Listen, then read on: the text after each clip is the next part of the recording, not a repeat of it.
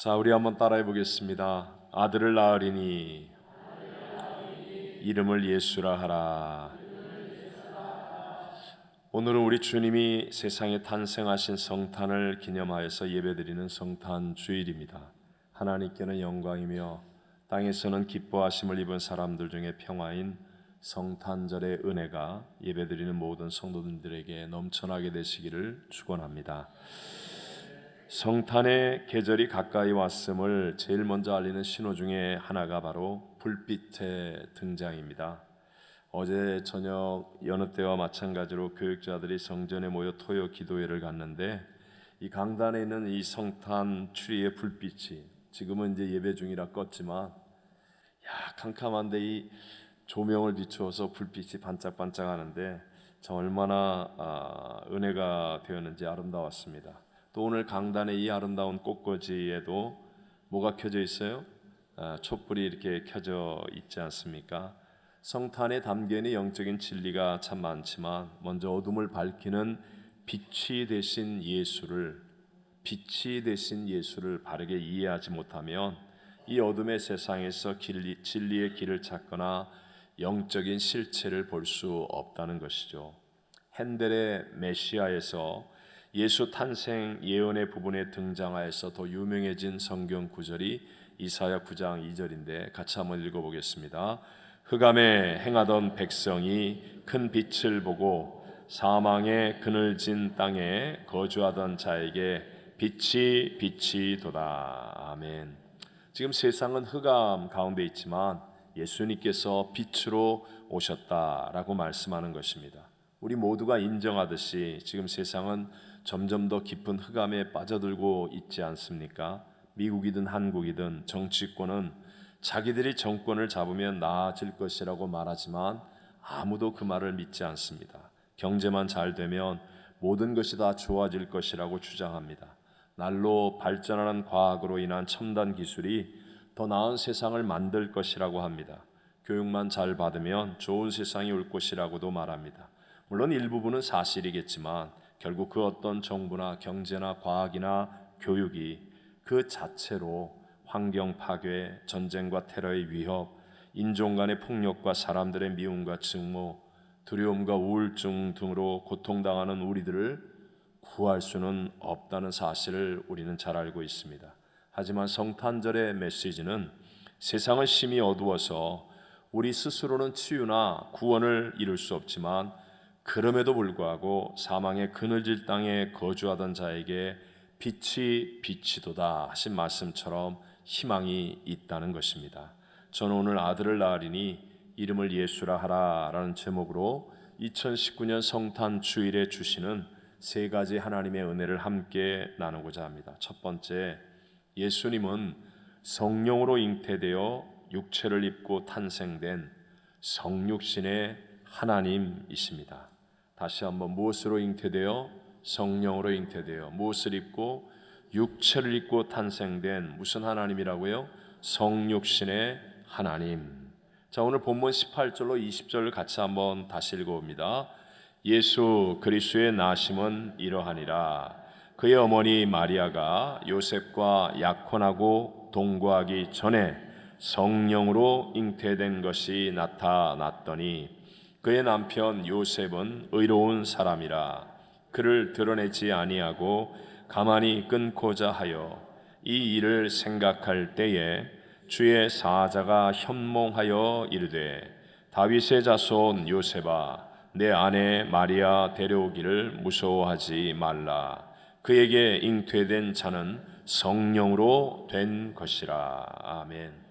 이 세 구절 안에 예수님은 성령으로 잉태된 분이라고 두 번이나 분명하게 반복하여 말씀하고 있습니다. 이 말은 예수님이 그냥 위대한 스승이나 아니면 뛰어난 영웅이 아니라 심지어 하늘의 천사도 아니며 성령으로 잉태된 하나님 자신이라는 것을 분명하게 말씀하고 있는 것입니다.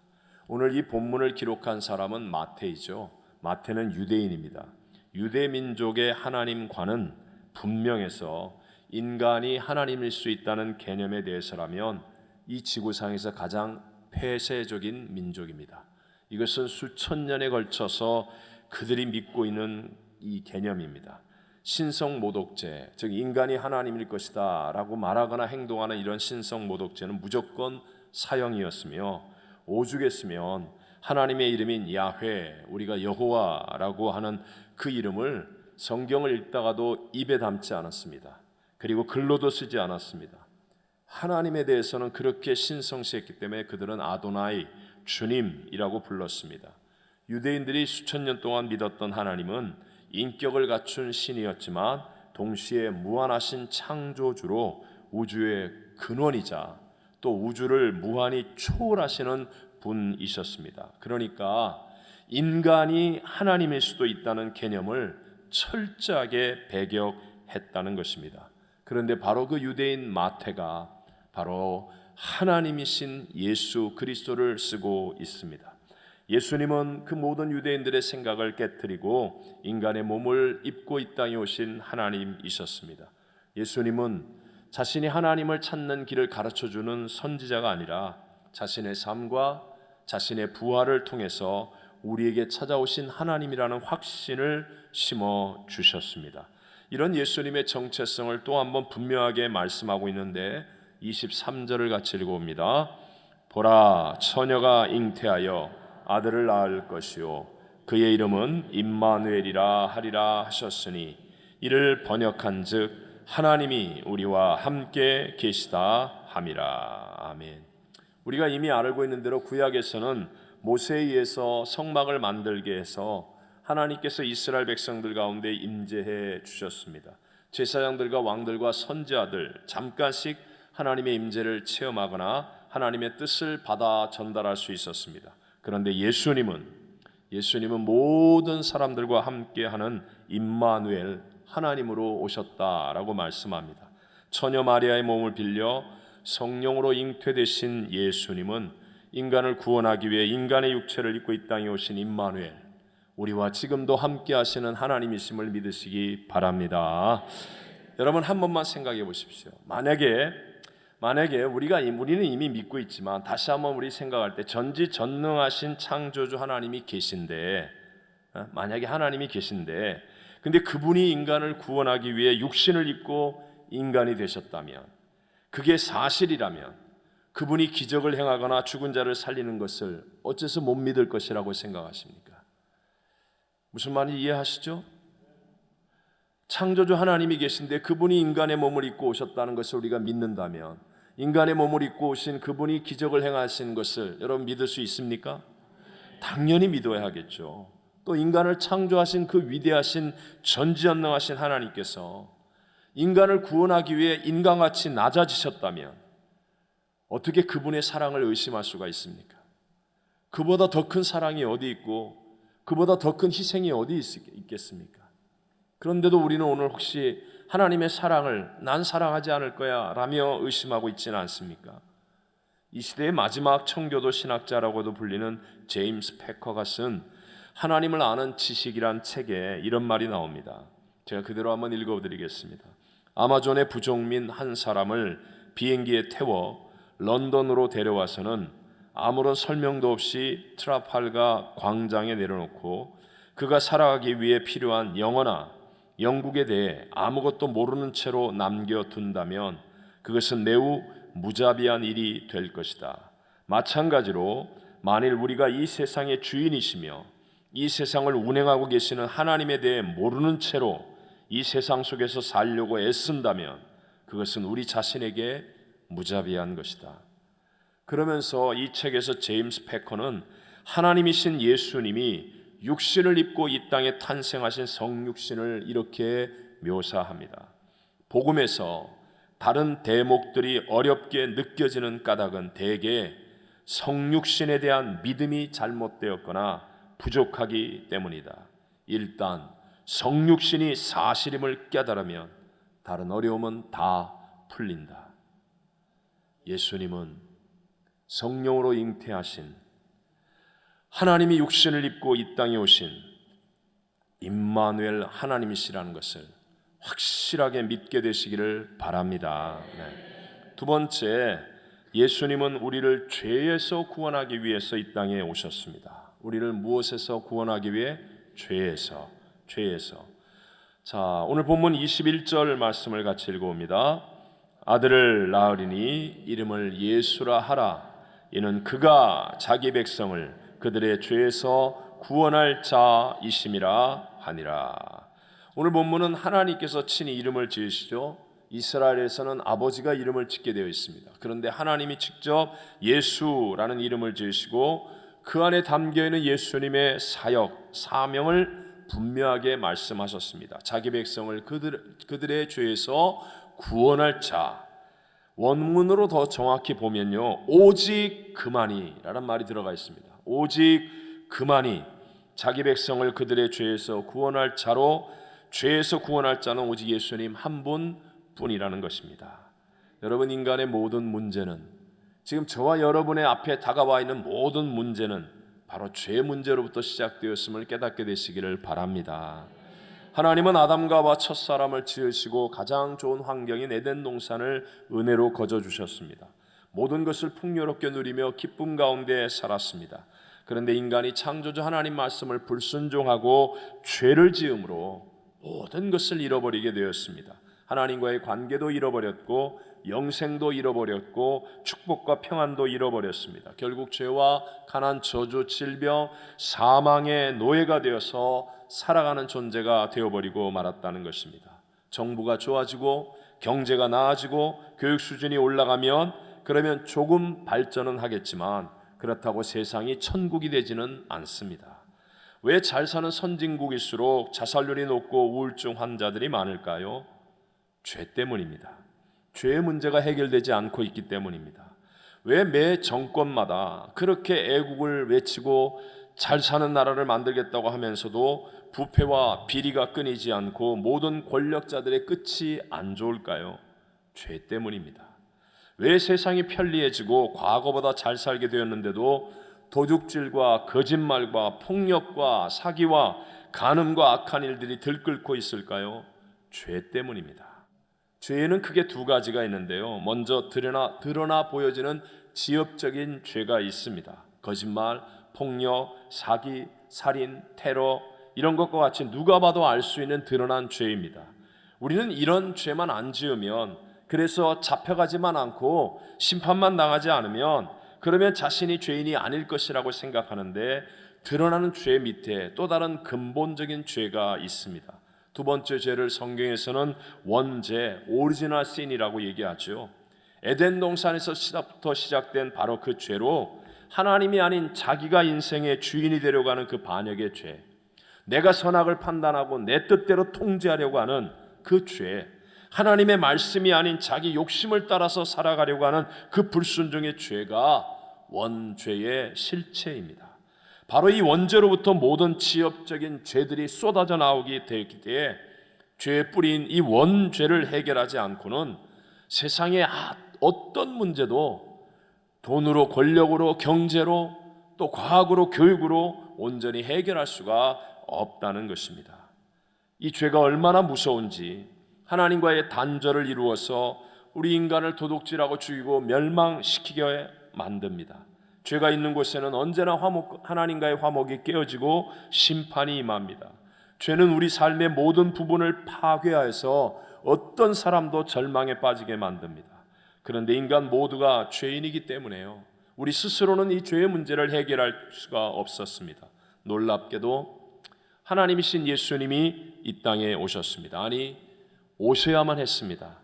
거룩한 하나님의 아들로 죄를 지은 적이 없고 죄와 상관이 없으신 그 예수님이 저와 여러분의 죄의 값 사망을 대속하시는 그 죽음으로 죄값을 지불해 주셨습니다.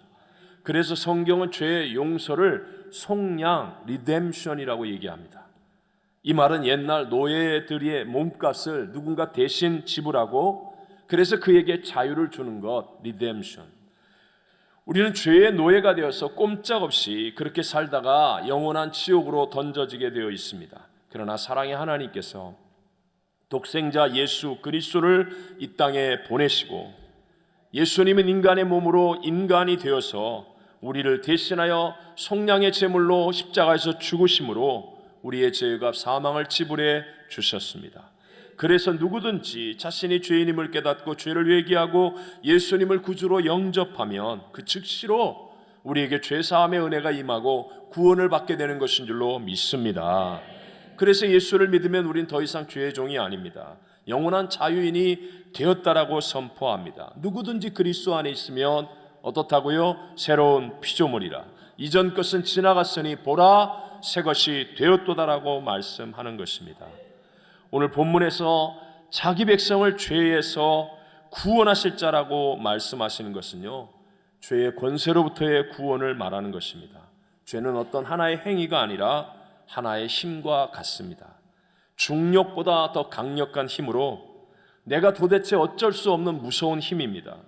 예를 들어서 극단적이긴 하지만 도박 중독에 빠져있는 사람은요, 자기가 결심하고 손가락을 잘라내기도 하는데요, 또 정신 차려보면 거기에 가서 앉아있는 자신을 봅니다.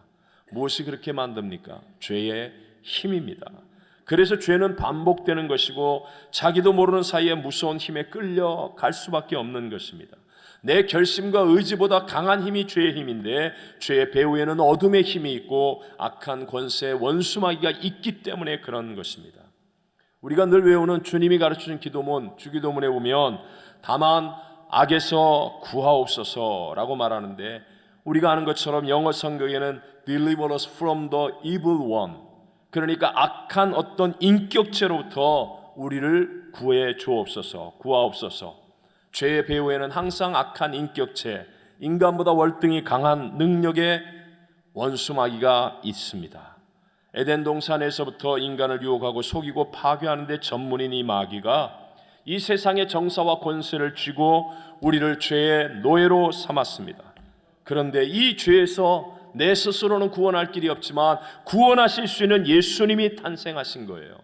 그래서 마귀에게 치명타가 가해졌습니다. 그러니까 악한 세력들이 뭔가 수단과 방법을 다 동원하여 이 아기 예수를 죽이려고 하는 것 아닙니까?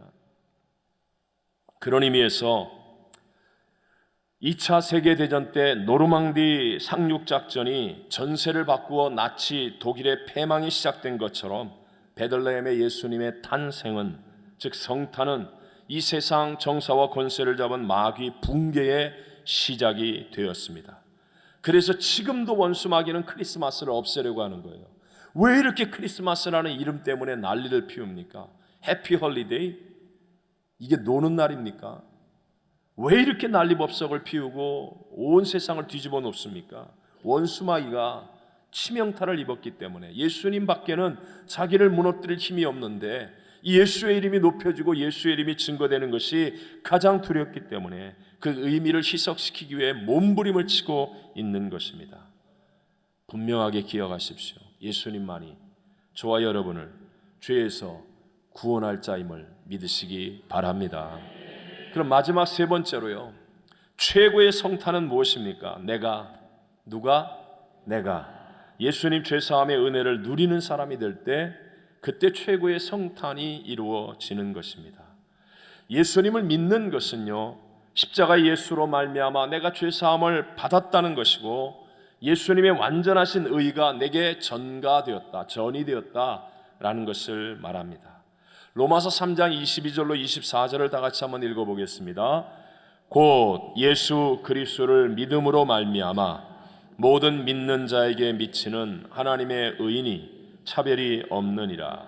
모든 사람이 죄를 범하였음에 하나님의 영광에 이르지 못하더니 그리스도 예수 안에 있는 속량으로 말미암아 하나님의 은혜로 값없이 의롭다 하심을 얻은 자 되었느니라. 아멘. 보십시오. 하나님의 의가 예수 그리스도를 믿을 때 내게 전가되는 거예요. 나는 모든 사람이 죄를 범하였음에 하나님의 영광에 이르지 못하더니 내 안에는 아무런 의가 없습니다. 선한 것이 없습니다. 그런데 그리스도 예수 안에 있는 속량으로 말미암아 하나님의 은혜로 내가 값없이 의롭다 하심을 얻게 되었다. 죄사함이 이루어지고 의롭다함을 얻게 되는 것은 예수 그리스도를 믿음으로 말미암아. 여러분, 이것을 동기화, 이 싱크로니제이션이라고 그러죠. 그냥 싱크라고 우리가 많이 이게 씁니다. 저는 아이폰과 이 아이패드를 사용합니다. 여러분이 아이폰과 아이패드를 두 기계 또는 제 방에 있는 이 컴퓨터와 구글 드라이브와 함께 동기화를 이룰 수 있습니다.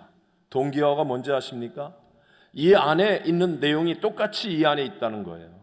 오늘 제가 이 설교 본문을 이 아이패드에다가 담아서 왔는데요. 이 아이패드가 작동이 안 되면 제가 얼른 이걸 켜서 이 안에 있는 구글 드라이브를 열면 똑같이 나와 있습니다. 똑같이. 이것을 동기화라고 얘기합니다.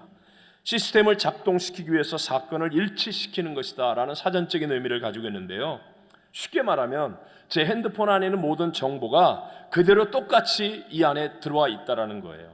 예수님을 믿는 순간에 예수님과 내가 동기화되는 것입니다.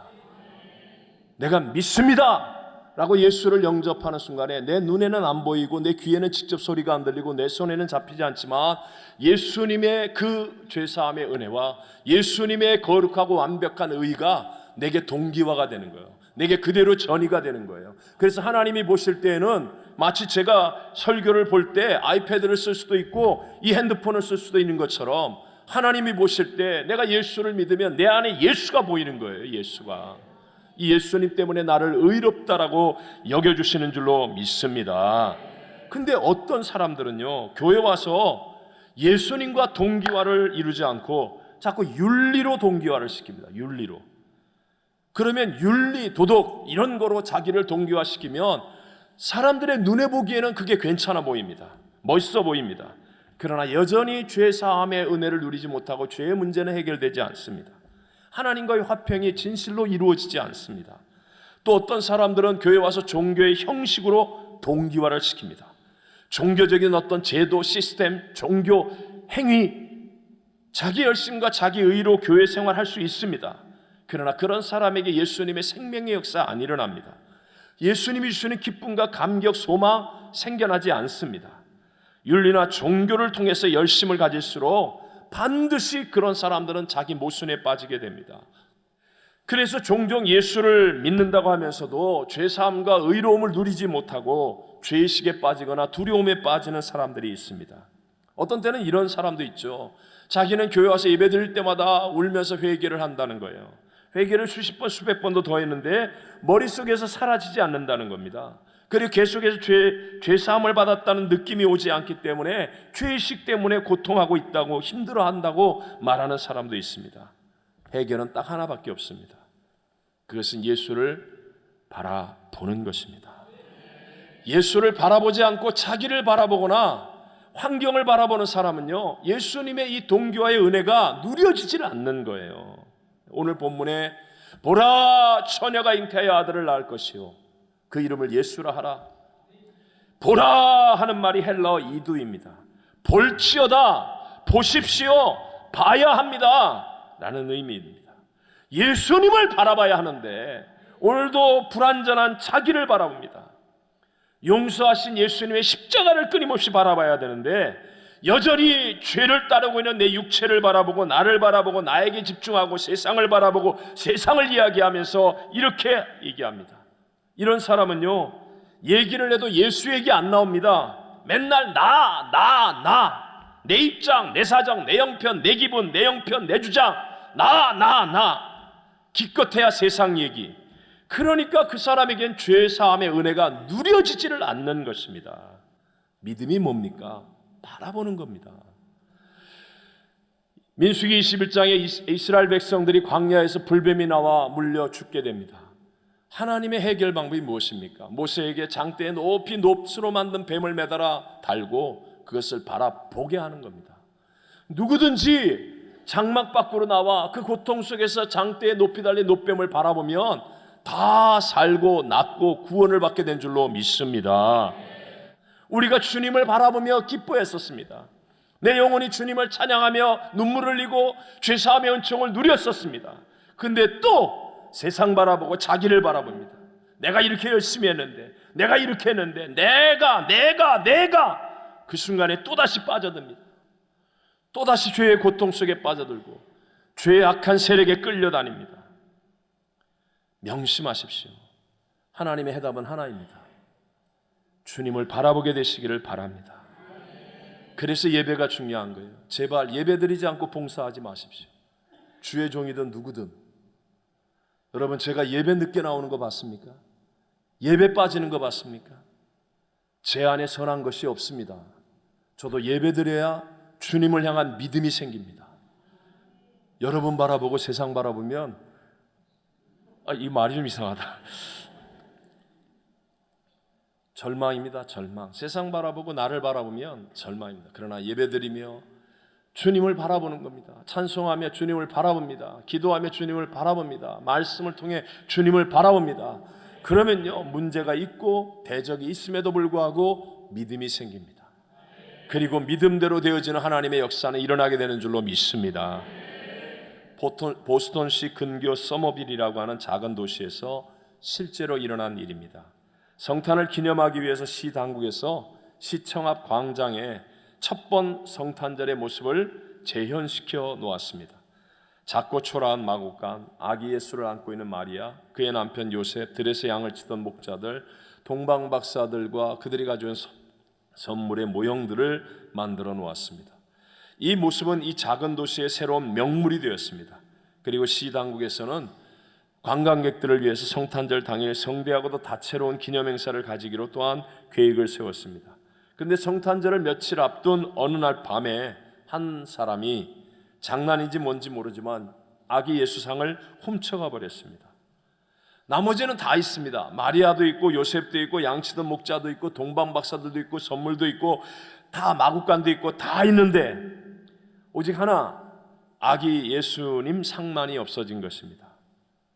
그런데요, 그거 하나 없어지니까 다 안 되더라는 거예요. 그래서 당황한 시 당국이 신문과 방송을 통해서 계속 이 사실을 알리고 아기 예수상을 제자리에 갖다 줄 것을 호소했습니다. 그 장난꾼의 마음이 움직였는지 아기 예수상은 성탄절 이전에 다시 자기 자리에 놓여졌습니다. 그러나 이 사건은 많은 경건한 사람들에게 무언의 가르침을 주었다고 합니다. 아무리 성탄절 행사가 다양하게 펼쳐지고 동방박사들의 황금 유향 몰약과 같은 멋진 선물들이 있다 할지라도 정작 성탄의 주인공이신 아기 예수님을 못 본다면, 예수님을 볼 수 없다면 아무런 의미가 없다는 사실이 바로 그것이었습니다. 성육신하신 예수님의 능력과 죄사함의 은혜가 지금 내게 안 누려지는 것은 그 이유는 단 하나, 저와 여러분이 예수님을 잃어버렸기 때문입니다. 내 마음에서 예수님을 잃어버렸습니다. 회복의 길은 또 하나, 예수님을 바라보아야 합니다. 예배를 통해 말씀과 기도를 통해 예수님을 바라볼 수 있게 되시기를 바랍니다. 예수님을 바라보면 노뱀을 바라보듯 베드로가 주를 바라보고 풍랑과 바람이는 바다 위를 걷듯 반드시 믿음으로 죄사함을 누리고 임마누엘 하나님의 복을 누리게 될 줄로 믿습니다.